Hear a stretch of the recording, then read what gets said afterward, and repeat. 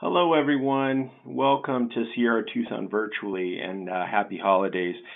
The topic today probably is a little misleading because anybody who knows me knows that I speak rather extemporaneously, and I have a few thoughts that I'd like to share. My role at Sierra Tucson, just to explain a little bit about myself, I'm privileged to serve as the associate medical director here. And that means that I wear a lot of different hats. Sometimes that means I'm the fixer.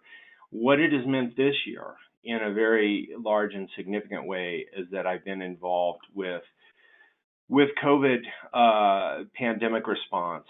And so I want to talk about that, and I want to talk about 2020, and I want to talk about this as we head into the holidays. An interesting thing, I know holidays mean something a little bit different to everybody. So in the spirit of being pluralistic and ecumenical, just assume that I'm doing that because I'm not really sharing any particular view of the holidays. But the holidays are upon us, and that's a time where, for some people, it's a joyous time. For some people, it's a very stressful time, and it's always been that way. It's really only exemplified by this year. This time a year ago, I remember reading a few news articles then, and then, more of a drone that was in the back of our head that there was this virus that was coming out of Wuhan, China. Where is Wuhan? I'd never even heard of Wuhan. Everybody's heard of Wuhan today.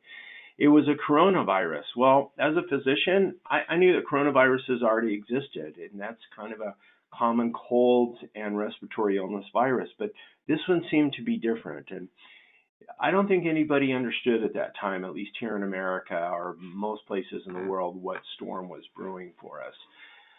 Well, a year later, we certainly know. Our response at Sierra Tucson sort of mirrors my talk today. By January, we started to screen people that were coming in that were traveling from other areas.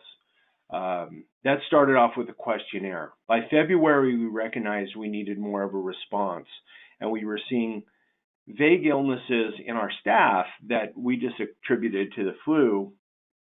This was really before any type of widespread testing.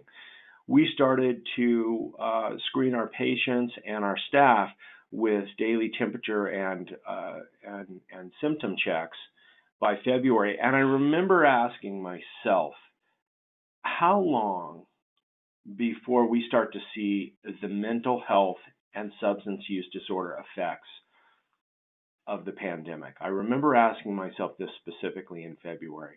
By March, I'd started to see a trend. By April, I had no question.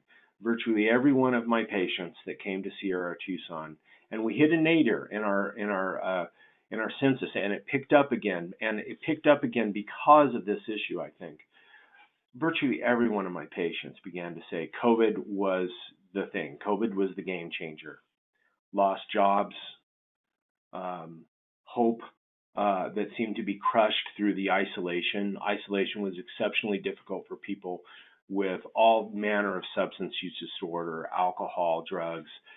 There was an interesting study done by the Center for Disease Control in the fall of this year, and it compared June to August in 2019 with June to August in 2020, and there was a significant uptick. I have decided, because I really get wonky about statistics, I'm not going to hit a lot of statistics because I would really want to think about philosophies of what we're doing and how we're responding to this and how to think forward. But suffice it to say, we knew then that there was an uptick in suicidality, anxiety, depression, all manner of substance use disorder.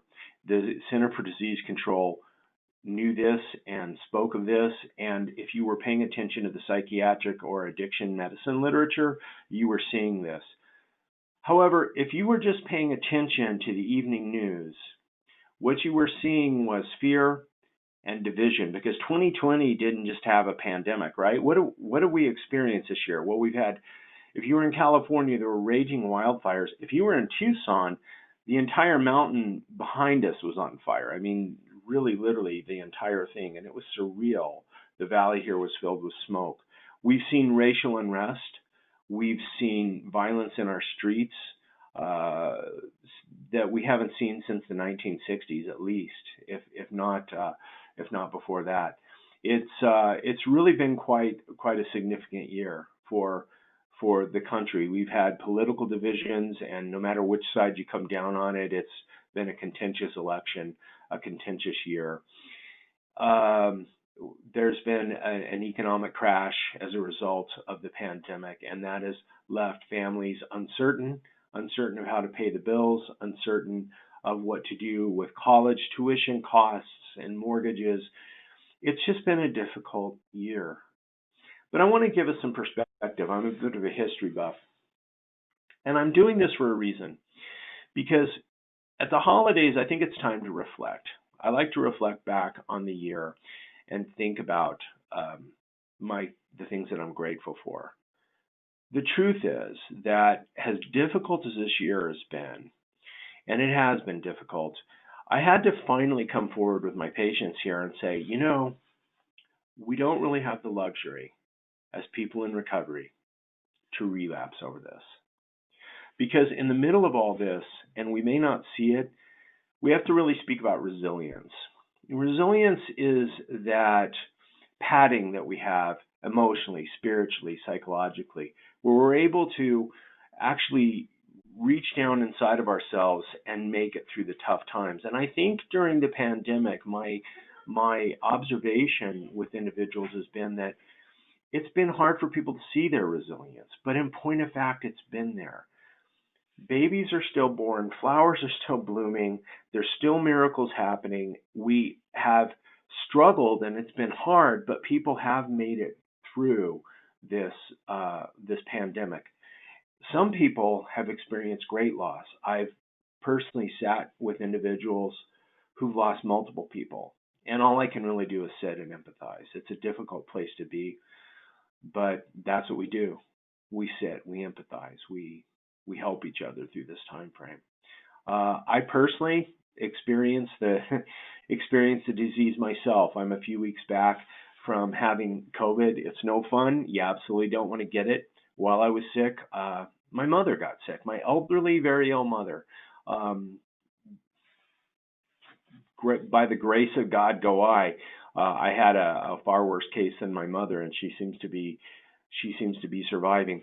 I don't know anybody who hasn't been touched by this pandemic or by the upheaval that we've seen in the world right now. But again, it isn't new.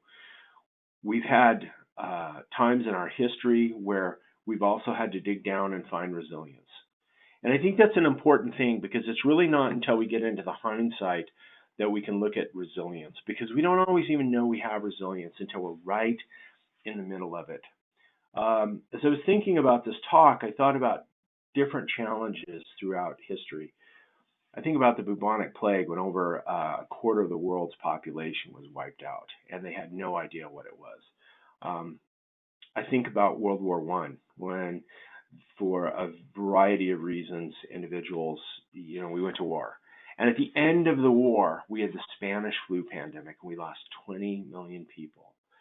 The British authors, and I'm fond of using this, spoke of losing the flower of a generation. It was a difficult time, and we didn't settle the issues, and 20 years later, we were at war again.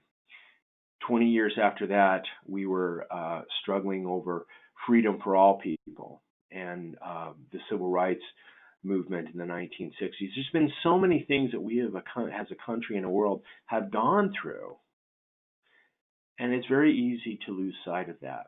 We've gone through those things and we found resilience, and in the moment it seemed awful and horrible and difficult, and yet we found resilience. We found hope. And hope, I think, is really the theme of this for me for this year, for the holiday. Because I think there's a lot of reason that we can have hope right now. Now, that's been pretty doom and gloom thus far. I've given a recap of 2020, and I think most of you are going, yeah, been there. I lived it. You probably don't. I probably don't even need to hear this from me. But I'm speaking of this because this is what I talk to my patients about all the time. As I said, most individuals have come in and I, in addition to being an associate medical director here, I'm the director of the addiction program. My patients and I really try to flesh it out. What's going on with the relapse? What's going on with the lapse? Why are we here? And it starts from a point of great honesty, and it has to, because recovery is vitally important. I tell my patients we can't fight addiction. We have to embrace recovery. And in the spirit of that, I think that we're looking at a recovery-minded principle towards what's gone on with the pandemic and where we are now. Because what I've noticed as an observer of this from my perspective is that my patients have struggled under the fear of the pandemic, in many cases more than being affected by the pandemic itself. That's a hard place to be because fear paralyzes us. And in fear, that's when we lose our hope and our resiliency starts to flag. The fear has been fueled to a large degree by the isolation that we've all experienced. For the time being, we have to do what we have to do. We've had to isolate, we've had to socially distance. Many of us have had to work from home. Our children have been home. Our very lives, the fabric of our lives have been upended. The way we live our lives, the way we communicate with one another, travel, work, meetings, all have changed. And yet, we're resilient, and yet we've done it. It feels gamey and raw, but yet we've done it.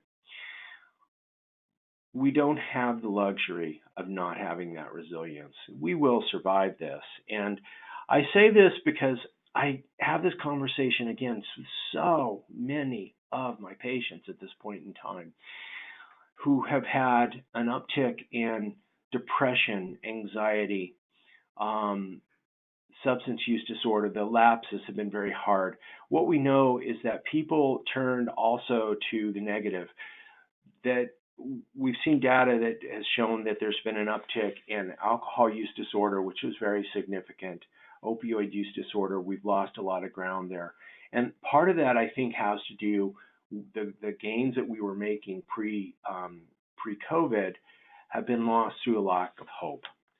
And it's this hope that I think will bring us through this pandemic and bring us through this time and offer guidance through the holidays. Hope really exists it precedes reality. Hope precedes reality, and hope exists in the sense that it precedes the reality of what it is that we're fearful of. It precedes the reality of our own desires to give in to our darker moments. Hope by its very nature exists then in the uncertainty of this moment. And there's so much uncertainty, but that's where hope exists. With all the questions, with all the doubts, with all the fear as we head into this holiday season, there's plenty of room for hope, and there always has been. And that's been the point of these holidays since we started celebrating. No matter how bad our year has been, no matter what our struggles have been, it's important for us to be able to focus on what is truly important. I want to give you some practical points that I use with my patients here at Sierra Tucson that I think are important for each and every one of us as we try to navigate through the holidays. I really highly recommend that we turn off the news to a very large degree. I think it's important we all stay informed, but give yourself a period of time when we say, okay, this is how much news that I'm going to listen to. And make sure we're trying to get a balanced view of the news and stay abreast of what's happening with the pandemic, but don't give in to the fear. And when we find ourselves glued to that, that's a very important place to pull back from. We have noticed, and what's been different about this particular pandemic has been the 24-hour news cycle. And we often blame it as though it's this monolithic thing that exists outside of us. But the truth is, the 24-hour news cycle exists because we feed into it. Very similarly, there's social media. Social media has become, it's a wonderful thing. I think it's kind of a modern miracle that we can communicate in such a quick and effective manner. However, it definitely preaches to a confirmation bias. So if you're sort of a naysayer about the disease, you're probably looking for things that just preach to that confirmation bias. If you have a lot of excessive fear about the disease, you're probably looking to that. The reality is this seems to be somewhere in the middle, and I would recommend to all of us that we are able to pull back from the information overload. I think it's important at this time of year to stay rooted in our values. Family, friends, faith, meaningful work, whatever your values are, but it's easy to lose sight of that and give in to the cynicism. It's important for resiliency, it's important for hope that we're able to do that. I think it's also important to continue to be around the loved ones that we can be around. I want to be cautious as we move into the holidays, and I'm going to give the same message that I gave here at Sierra Tucson. Keep your groups small, enjoy them in a meaningful way, but please make sure that you're taking care of yourself and continuing to socially isolate, wear your mask. It really does make a difference. An interesting study out of the Lancet showed that actually just a little bit of social distancing and mask wearing goes a long way towards reducing the impact of viral spread. And in terms of hope, I do want to spend a moment just talking about some of the news that's coming along, because I think really we may have a little holiday miracle here, and I hope so. I don't want to overstate this, but I would be remiss to talk about the pandemic without talking about the developments of where we're at. For this year in particular, it seems as though this virus has tricked us over and over and over again. When we thought we had it beat back and that perhaps the first wave is over and we all had this hope springs eternal moment, maybe there won't be a second wave. And then there's been a second and probably realistically a third wave that we're in now. And so we recognized this isn't going away. We thought, and we were told by the CDC, and not bashing the CDC, they did the best they could with the evidence they had, that this virus couldn't live over 77 degrees. So we had great hope that as the summer came, the warmer months came, the virus would die off naturally, right? And so if you were here in Arizona and you saw the spike we had in June, July, and August and the temperatures we had, well, that blew that out of the water. So again, we found out things about the virus, that it's very virulent, it too is very resilient, and so we had to deal with that. So the reality is that this has come through in waves. The manifestation has been the isolation, the economic despair, the political unrest, a country that seems to be divided about the very nature of the virus itself, rather than looking at it dispassionately. If there's a game changer, and I think that there is, it's this. Where's the hope? We have vaccines that are becoming available very, very quickly. They're coming online really even as we speak in various parts of the country. It's been a really, truly an amazing piece of scientific advancement that will probably make history in the long run. The reason is the vaccines are a new type of technology, and one of the things that I think will be interesting long term is to take a look at what we learned during this time frame. I think that the advances in virology and genetics will probably be monumental, and we're not even sure at this juncture in time how significant they are. But the new vaccines are a different type of vaccine, and I wanted to spend a moment to talk about that. They are a messenger RNA vaccine. What does that mean? Most of the time when we give a vaccine, it's either an attenuated live virus, meaning it's a virus that is weakened, or it's a killed virus, and it's given into the body, and we make an antibody to that viral particle or the virus itself. Now, this is a different type of vaccine in that we inject a piece of RNA called messenger RNA. Messenger RNA is something that comes off of our DNA, and it works to tell our body to do things. It sends a message. In this case, this messenger RNA goes into the muscle, and it tells our body, hey, make this particular kind of protein. It's called a spike protein, not a virus. It tells you to make a spike protein. The spike protein is the same protein that's on the structure of the coronavirus that causes it to gain access into our body. So it's just a piece of this particle, of this virus that's made. Nothing that can make us sick. Well, what that does then is our body recognizes that as a foreign thing. And it's an antigen, so we make an antibody. So then subsequently, if we're exposed to the full virus, we already have antibodies to the spike protein, and we say, hey, that's a foreign thing, and we can immediately launch an immune response. It's really quite amazing. There was a rush to get this done through the FDA, but it has gone through phase 3 trials. It seems to be very safe thus far. We do know there are some allergic reactions that some people have had, so I am going to say this twice. Check with your healthcare provider about doing this. Check with your healthcare provider about doing this. I will also say, as a physician, I fully intend to get this vaccine, even having native immunity, having had the disease. We think that people who get the vaccine will actually be able to have a longer and better antibody response. So this is a very hopeful thing.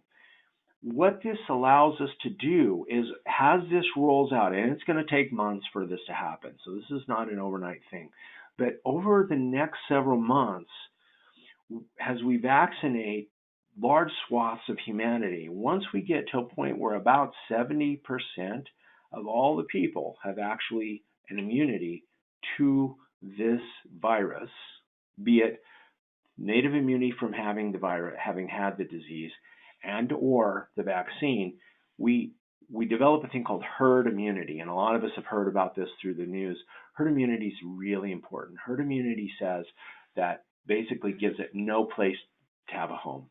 And so that's when the virus dies off. We've seen that with smallpox, we've seen that with polio, we've seen that with many other debilitating and severe, very significant viruses that we have battled in the past. So that's really great. That's really great. And so I think it's important for us to remember that this is hope. This is on the horizon. And this is really a great Hanukkah, Christmas, Kwanzaa gift for all of humanity.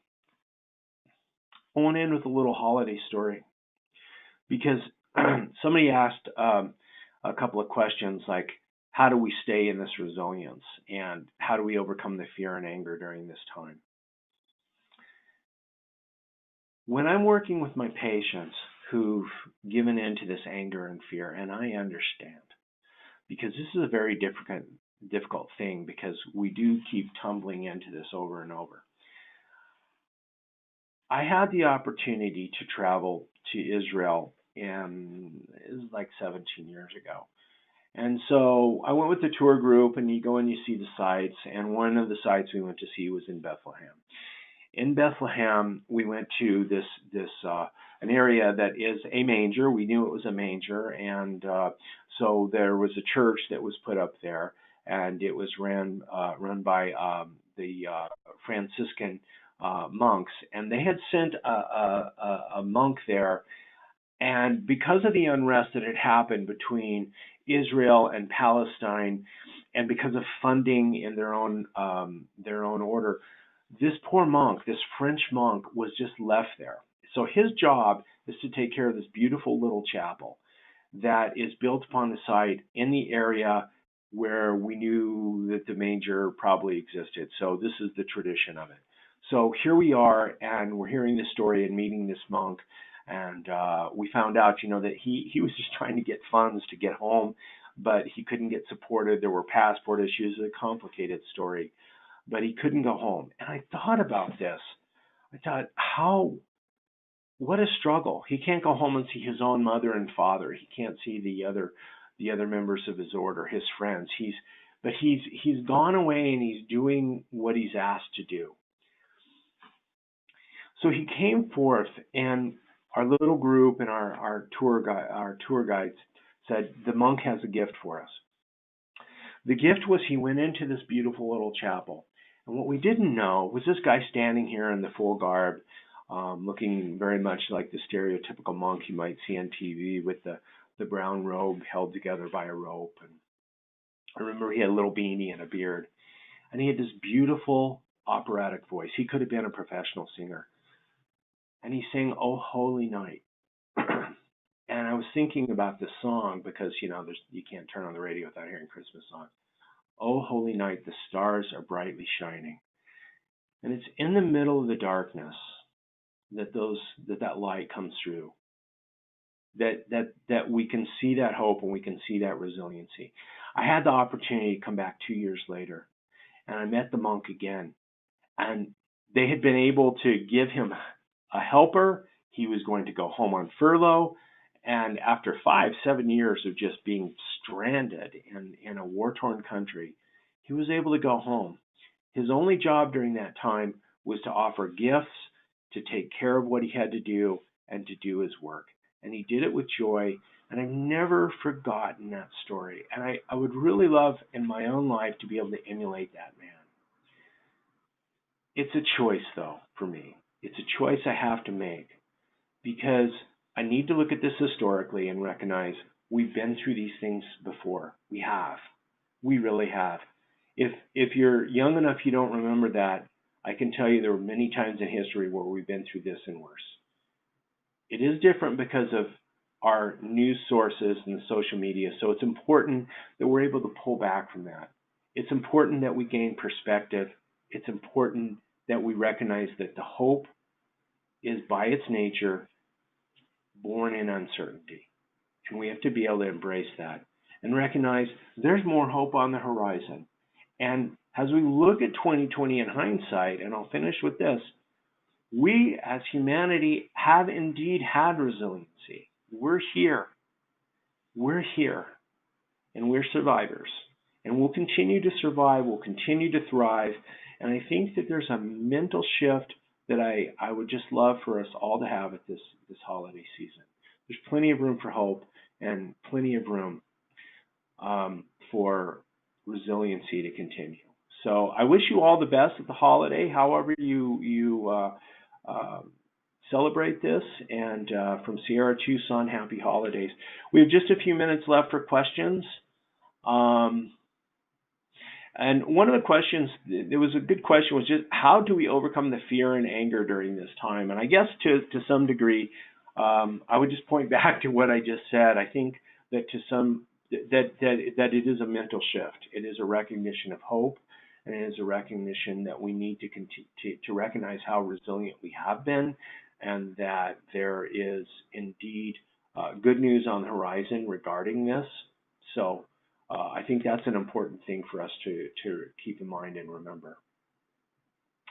There was another really great question here about, so how do we stay in resilience? And I find myself overcoming and then falling into anxiety again and again. What a great question.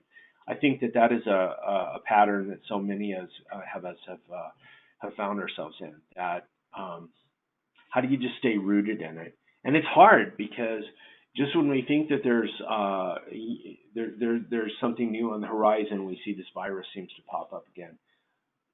I would say remembering our history is important. We've overcome the Spanish flu, we've overcome polio, we've overcome smallpox, we've overcome Ebola, we've overcome MERS and SARS and a great many other viruses. It's an unfortunate reality we live in this world, and sometimes we don't recognize how very powerful and potent these things are. It is made worse by our news feed, by the perspective that we have. In point of fact, we're doing better than we think. I'm going to share a piece. I'm going to kind of brag on my colleagues here for a little bit. As the year has come to an end, and I've looked at the work that we've done here at Sierra Tucson, we've stayed open and relevant because I feel like we've been the canary in the coal mine. Working on all of these issues that we're discussing and these questions about anger and anxiety and how do we have resilience and how do we move beyond fear. you know, we've had roughly 1,600 patients that have come through this year. That may be a little lower than some years because we had a nadir during the time frame, the peak of the pandemic.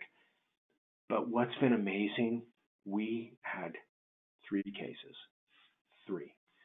We've worked hard at socially distancing, at educating our patient population, at working with them. Now, that's just inside of the community. We've had a little more illness in our staff, but we're hopeful about the vaccine. So, you know, I think that there's plenty of room for great optimism in this new year. That's good work, and a lot of people have done good work. There's a lot of people who've worked hard to keep us safe, and we'll move through this. We will definitely move through this. And I don't see any other questions, and I think that we are just about out of time. Thank you all. You've been a great... oh, there's one question. I'm going to give it just 1 minute. How do you help people in addiction recovery with this isolation for COVID-19? Great question. I get this all the time. Again, I talk to my patients and I let them know the reality check is we don't have the luxury of relapsing over this. That's one. So it's a mindset. Number 2, there are indeed resources available in each and every city. And in some cases, people are socially distancing, and there are AA meetings that are actually open and available in limited fashion. There are still some PHP and IOPs that are open. There's being connected with sponsors and friends in the program. There's so it's easy to fall back and say, oh my gosh, the paradigm is I have to just stay home and work at home. Separate out work at home from your life at home. Separate out work at home from your recovery, and those options are available. We have to work a little harder right now, but I do have patients that are staying sober having come here, and so I do know we can do it. So I know that's a quick answer, but that's an important question. So thank you all very much. Appreciate you, and have a happy holiday.